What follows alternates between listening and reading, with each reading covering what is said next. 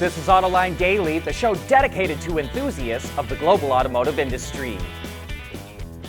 Back in April, when we reported that China was clamping down on exports of rare earth minerals, we predicted that it could really hurt car production outside of the country. And well, that's happening.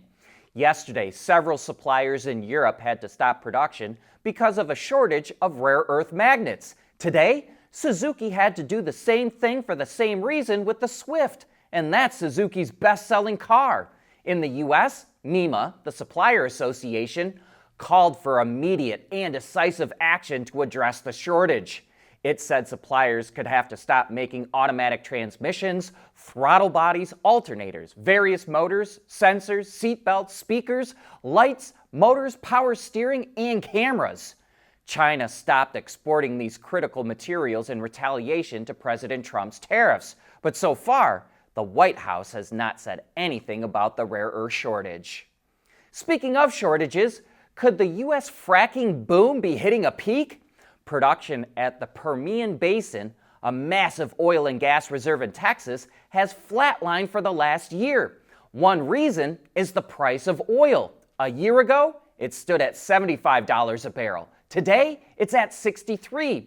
Frackers drilling new wells in the Permian Basin need about $61 to be profitable. And with global oil prices on a downward slide, there's little wiggle room left.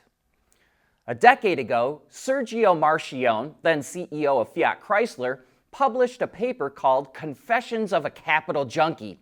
In it, he argued that different automakers were crazy to spend billions of dollars to build so many engines and transmissions that were almost exact clones of each other.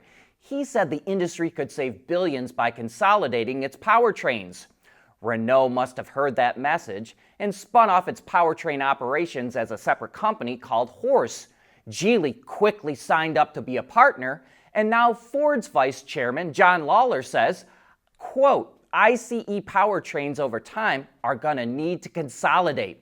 We think a logical step would be for Ford to partner with Horse or maybe even Volkswagen in Europe. Ford's passenger car sales in Europe are now under 500,000 a year, yet it has engine capacity in the region of well over 1 million a year. Last year, the Washington Post filed a lawsuit against NHTSA to get access to records about crashes when driver assistance systems were in use. The newspaper says that the agency does release some info, but it, quote, withholds critical details about the technologies in use and the circumstances and locations of the crashes. And now Tesla is asking a judge to keep that data from going public because it says the information is confidential and would allow competitors to assess its technology. But lawyers for the Post say that the information they want about Tesla's hardware and software is not private, arguing owners can access the info within their vehicle. Knowing that a little rain won't slow down your day. That's what really matters. Bridgestone Turanza Quiet Track tires. Confident control in wet conditions. Yeah, it's got a Hemi again. Ram CEO Tim Kuniskis said the brand, quote, screwed up when we dropped the Hemi in the 1500 pickup, so it's bringing back the 5.7-liter V8 for the 2026 model year. The move was one of the first things that Kuniskis did when he returned to the company after former Stellantis CEO Carlos Tavares left in December of last year. His concern was losing customers who already have a Hemi that return to buy another only to find there's not one. The turbocharged inline six-cylinder, which is still the standard engine for the truck, actually makes more power and torque and gets better fuel economy than the V8. But Kuniskis says Hemi is almost like its own brand, and trying to get back any customers that leave would be really expensive. So it's actually more efficient to bring the Hemi back. However, the trucks will no longer have the HEMI logo on their fender. Instead, designers came up with what they call a protest badge. It's an outline version of the Ram's head whose body looks like a Hemi V8. The engine comes standard with a 48-volt mild hybrid system, or what Ram calls e-torque, and the entire powertrain setup makes 395 horsepower and 410 pound-feet of torque. The Hemi will be a $1,200 option, except on 2 of the higher trim models, which come standard with the high-output version of the inline 6-cylinder turbo. BYD isn't fooling around when it comes to what it perceives as online defamation. The automaker says it's taking legal action against 37 influencer accounts and has placed another 126 others under internal monitoring. BYD is even paying people between $6,900 and $690,000 for defamation leads. The automaker says it has faced repeated online attacks over the last several years involving false or misleading info that has hurt its brand image. BYD says it welcomes criticism, but says it won't, quote, tolerate defamatory content or false accusations.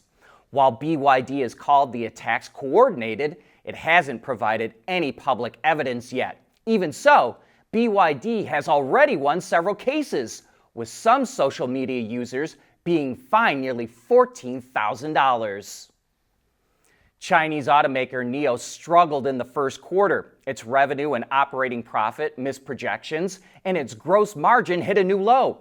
It only has $1.3 billion in net cash, and that prompting some analysts to warn that NIO has less than a year to stabilize its financial situation. But despite that, the company continues to expand, entering 15 new markets this year, and it's planning to launch its low-cost Firefly brand in the UK in October. Its only model, a small hatchback, went on sale in China in April with a starting price of $16,500, and so far, 3,900 units have been sold. And circling back to the UK, the auto industry is begging for, quote, urgent action to help boost car production. According to the Society of Motor Manufacturers and Traders, automakers built just over 59,200 vehicles in April, down 16% from a year ago, and that's the lowest level since 1952 when you don't include disruptions caused by the pandemic in 2020. U.S. tariffs, excess production in March, and a late Easter all contributed to the drop. One of the benefits of bidirectional charging is the ability to use an EV's battery pack as a source to help support the electrical grid. The idea is to charge the vehicle when rates and demand are lower, and then provide the stored electricity back to the grid when demand and rates are higher. There's even the chance as an EV owner to earn a little extra money since you're providing a service to the energy providers. Car News China reports that several pilot programs are underway in China, and one owner that's been participating in a program since 2022 has provided over 15,500 kilowatt hours of energy back to the grid and estimates he earns about $70 or about 61 euros a month. And along similar lines, Renault says it's providing a fleet of 500 EVs to a car-sharing business in the Netherlands that will use the vehicle's bidirectional charging capability to help balance the grid in one of the country's cities. The fleet will specifically be used to store and distribute renewable energy, since 35% of the city's rooftops already have solar panels, which means there will be access to green electricity even when there's no wind or sun. When combined together, the EVs can store up to 10% of the renewable energy generated in the region. And when they're not being used to support the grid, the vehicles can be rented out by people in the area. But that brings us to the end of today's show. Thanks for making Autoline a part of your day.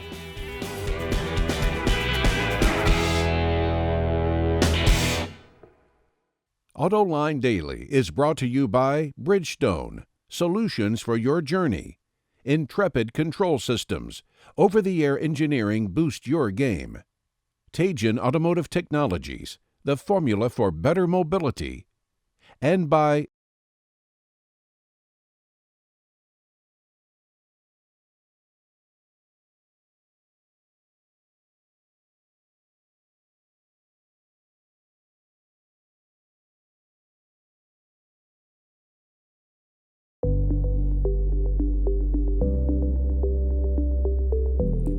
developing today's vehicles, issues can happen in an instant. When's the best time to solve a problem? The minute you know you have one.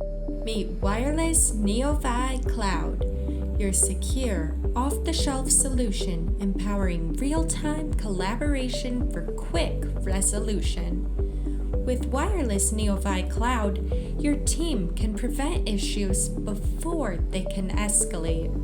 Driver communication data and remote diagnostics to analyze and resolve your problems using OTA, allowing your executives oversight throughout the process.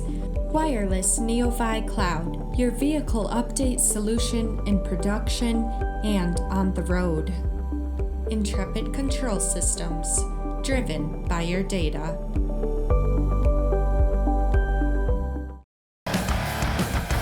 There's nothing wrong with heavy metal.